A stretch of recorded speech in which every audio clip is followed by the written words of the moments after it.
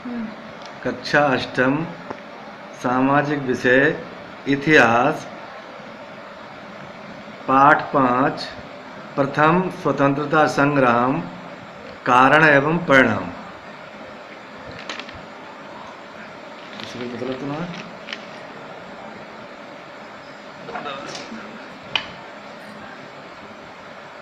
प्रथम स्वतंत्रता संग्राम के 4 कारणों का विस्तार से वर्णन कीजिए। सन 1857 ईस्वी का यह स्वतंत्रता संग्राम विभिन्न कारणों का सामूहिक परिणाम था। यूरोपीय लेखकों ने सन 1857 की क्रांति का प्रमुख कारण सैनिक असंतोष तथा चर्बी वाले कारतूसों का प्रयोग बताया है। वास्तव में ब्रिटिश शासकों की राजनीतिक, प्रशासनिक, आर्थिक, सामाजिक तथा धार्मिक मामलों के प्रति नीतियां ही इस क्रांति के लिए उत्तरदायी थीं।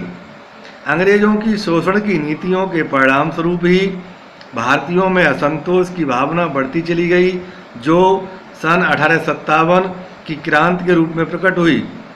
कोई भी क्रांति अचानक नहीं होती, अपितु धीरे धीरे अनेक कारण मिलकर इसकी पृष्ठभूमि तैयार करते हैं। सन 1857 ईस्वी में हुई क्रांति के प्रमुख कारण निम्नलिखित थे। नंबर के राजनीतिक कारण, इसके अंतर्गत नंबर 1 कंपनी की दोषपूर्ण नीति। ईस्ट इंडिया कंपनी के स्वार्थपूर्ण शासन और अमानवीय व्यवहार से इस क्रांति की नींव पड़ी। लुडलो नामक अंग्रेज ने लिखा है, ईस्ट इंडिया कंपनी की सरकार फिजूल खर्ची, अकुशलता और बेईमानी से भरी हुई थी, इसलिए वह भारतीय प्रजाजन का स्नेह और स्वामी भक्ति प्राप्त न कर सकी, जो कि प्रथम स्वतंत्रता संग्राम का कारण बनी। नंबर 2 लॉर्ड डलहौजी की साम्राज्यवादी नीति। सन 1857 के संग्राम का प्रमुख कारण लॉर्ड डलहौजी की साम्राज्यवादी नीति थी। उसने बौद्ध निषेध के सिद्धांत एवं युद्ध द्वारा अनेक राज्यों को अन्यायपूर्ण ढंग से ब्रिटिश साम्राज्य में मिलाया था। इससे देशी राजाओं में असंतोष उत्पन्न हो गया था और वे अंग्रेजों के विरुद्ध क्रांति करने के लिए तत्पर हो गए।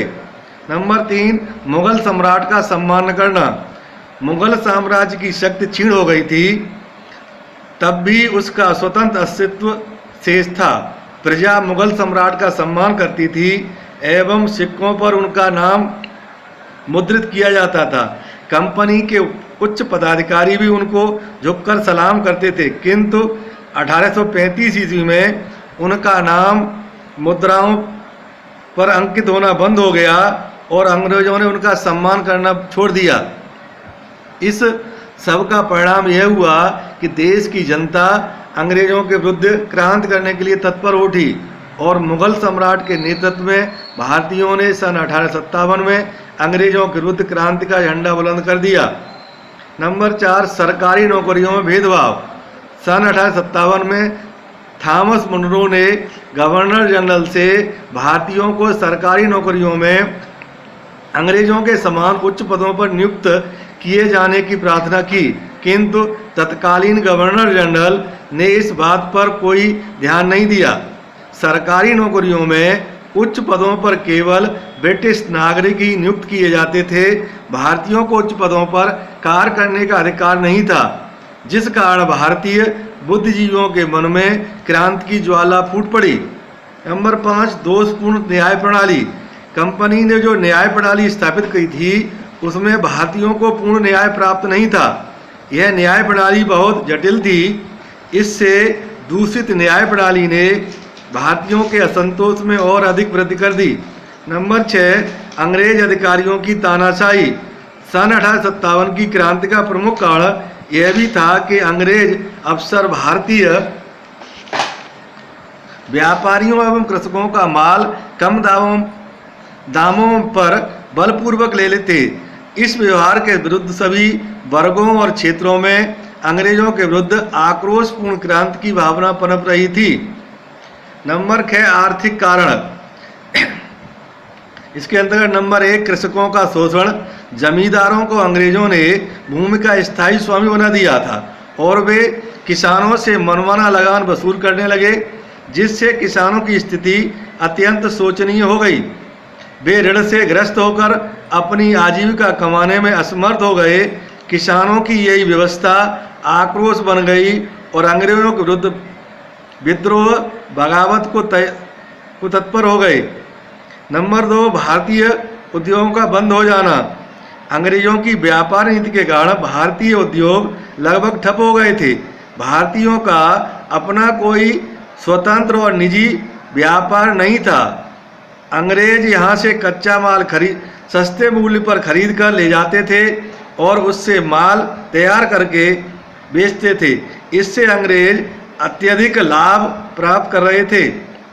इस प्रकार व्यापारियों और बेरोजगार कारीगरों में अंग्रेजों के प्रति विद्रोह की भावना जाग उठी। नंबर 3 धन का विदेश जाना। अंग्रेज अधिकारी भारत में थोड़े समय के लिए कार्य संभालने के लिए आते थे। उन्हें भारतवासियों के हितों से कोई लगाव नहीं था। वे तो भ्रष्टाचार द्वारा घूस लेकर अधिक से अधिक धन अर्जित कर अपने देश लौट जाते थे और वहां जाकर विलासितापूर्ण जीवन व्यतीत करते थे। इस प्रकार भारत का असीमित धन विदेश जाता देखकर भी लोगों में असंतोष उत्पन्न हो गया। नंबर 4 बेरोजगारी की समस्या। अंग्रेजों की लूट खसोट, स्वार्थ सिद्धि और भेदभाव की नीति के कारण अत्यधिक संख्या में लोग बेरोजगार हो गए और वे अंग्रेजों के विरुद्ध क्रांति की योजना बनाने लगे थे। नंबर 6 धार्मिक कारण। इसके अंदर नंबर 1 ईसाई धर्म का प्रचार। अंग्रेजों ने भारतीयों का धार्मिक उत्पीड़न भी किया। पादरियों ने ईसाई मिशनरियों की स्थापना की, जिससे भारतीयों को तरह तरह के प्रलोभन देकर ईसाई बनाया जाता था। हिंदू व मुस्लिम धर्मों की निंदा की जाती थी।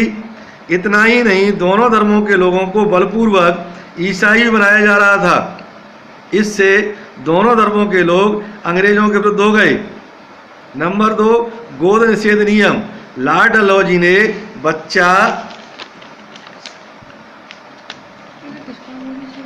गोद लेने की प्रथा का अंत करके भारतीयों की धार्मिक भावनाओं एवं मान्यताओं का तिरस्कार किया, जिससे भारतीय अंग्रेजों के विरुद्ध होते चले गए। नंबर 3 ईसाई धर्म को अत्यधिक महत्व। ईसाई धर्म स्वीकार करने वालों को सुगमता से नौकरी मिल जाती थी, उन्हें आर्थिक सहायता भी दी जाती थी। इसके अतिरिक्त उत्तराधिकार के नियम भी यह परिवर्तन कर दिया गया। यदि कोई व्यक्ति ईसाई धर्म स्वीकार कर लेता है, तब भी वह परिवार की संपत्ति में उत्तराधिकार का पात्र बना रहेगा। इस सब कारणों से भारतीयों में अंग्रेजों के विरुद्ध उग्र क्रांति की भावना भड़क उठी थी। नंबर 4 ईसाई शिक्षा। भारत में ईसाइयों की अनेक शिक्षण संस्थाएं खुल गई थी। यहाँ ईसाई धर्म, ईसाई रीति रिवाज आदि के विषय में अंग्रेजी माध्यम से शिक्षा दी जाती थी। वहाँ शिक्षा शुल्क आदि भी नहीं लिया जाता था। इससे भारतवासियों में यह भावना उत्पन्न होने लगी कि भारत की संस्कृति और सभ्यता का एक दिन पूर्णतः विनाश हो ही जाएगा। इस प्रकार ईसाई संस्कृति को भारतीयों पर थोपने के कारण भी भारतीय अंग्रेजों के विरुद्ध हो गए। सामाजिक कारण। नंबर 1 भारत के सामाजिक रीति रिवाजों में हस्तक्षेप। अंग्रेजों ने भारतीयों के रीति रिवाजों की अवहेलना करके अनेक सुधार किए। ये सुधार परंपरागत रीति रिवाजों के विरुद्ध थे। भारतीय लोग सती प्रथा के पक्षधर थे, लेकिन अंग्रेजों ने इसे कानून द्वारा निषिद्ध कर दिया था। विधवाओं के पुनर्विवाह तथा भारतीय महिलाओं के लिए पश्चिमी शिक्षा का प्रसार किया, जिसे अंग्रेजों द्वारा भारतीयों के सामाजिक जीवन में हस्तक्षेप माना गया। इसलिए समाज के विभिन्न वर्गों के असंख्य लोग विद्रोही तेवर के साथ उठ खड़े हुए। नंबर 2 उच्च शिक्षित भारतीयों की उपेक्षा। भारत में ब्रिटिश साम्राज्य का विस्तार हो जाने से शासन के उच्च पदों पर अधिकतर अंग्रेज ही आसीन थे और अधीन उच्च शिक्षित भारतीय कार्य करते थे। ये अंग्रेज अधिकारी भारतीयों को निम्न श्रेणी का समझते थे और प्रायः उन्हें अपमानित करते रहते थे। इसके साथ ही जो भारतीय अंग्रेजी शिक्षा प्राप्त कर उच्च पदों पर आसीन हो गए थे, वे ब्रिटिश अधिकारियों का पक्ष लेते हुए अपने भारतीय बंधुओं को हेय दृष्टि से देखते थे। अतः लोगों में अंग्रेज अधिकारियों के दुर्व्यवहार के प्रति तीव्र रोष उत्पन्न होने लगा था। नंबर 3, शिक्षा का विरोध। भारत में पाश्चात्य सभ्यता एवं संस्कृति का विस्तार तथा भारतीय साहित्य और प्रांतीय भाषाओं की उपेक्षा तथा अंग्रेजी भाषा को शिक्षा का माध्यम बनाया जाना भारतीय जनता में विरोध का कारण बना। पाश्चात्य विषयों का पठन पाठन होने लगा। कालांतर में यह शिक्षा राष्ट्रीय उत्थान में सहायक सिद्ध हुई, परंतु शुरू में इसके प्रति जन समुदाय में रोष तथा असंतोष व्याप्त था। भारतीय शिक्षा को नष्ट करने का यह सरकारी षड्यंत्र समझा गया। सैन्य कारण। नंबर 1, भेदभावपूर्ण नीति। समान पदों पर कार्य करते हुए भी भारतीय सैनिकों को वे सुविधाएं, वेतन तथा भत्ते आदि नहीं मिलते थे जो अंग्रेज सैनिकों को प्रदान किए जाते थे। इसके साथ ही उच्च सैनिक पदों पर बहुत कम भारतीयों को नियुक्त किया जाता था।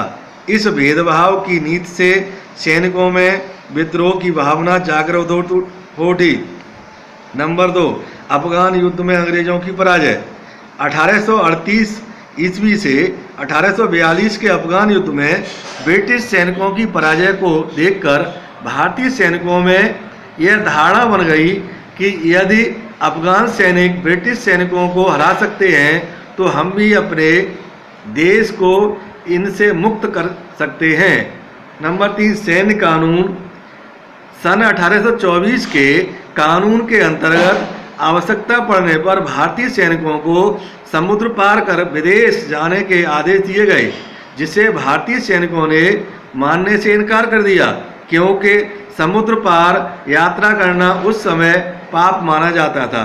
ऐसा करने वाले व्यक्ति का सामाजिक बहिष्कार कर दिया जाता था। इसके अतिरिक्त पंजाब तथा सिंध में कार्यरत सिपाहियों का विदेशी सेवा भत्ता अस्वीकृत करने का आदेश भी जारी हुआ। इससे उनके वेतन का एक बड़ा भाग काट लिया गया। परिणाम स्वरूप सन 1844 में अनेक बटालियनों में वेतन तथा भत्तों के प्रश्न पर विद्रोह हुआ। नंबर 4, चर्बी लगे कारतूस। लंबे समय से भारतीयों के मन में अंग्रेजों के प्रति आक्रोश की ज्वाला धधक रही थी। चर्बी लगे कारतूसों की घटना ने इस कार्य को अंजाम दे दिया। सेना में भारतीय सैनिकों को नए प्रकार के कारतूस दिए जाने लगे थे, जिन्हें प्रयोग करते समय मुंह से खोलना पड़ता था। इन कारतूसों के विषय में यह बात फैल गई कि इनमें चर्बी का प्रयोग किया गया है। सैनिकों को यह विश्वास हो गया कि चर्बी वाले कारतूसों का प्रयोग उन्हें धर्म भ्रष्ट करने का एक षड्यंत्र है। परिणाम स्वरूप अनेक छावनियों के सैनिकों ने अंग्रेजों के विरुद्ध क्रांति का बिगुल बजा दिया। इन कारतूसों में गाय और सुअर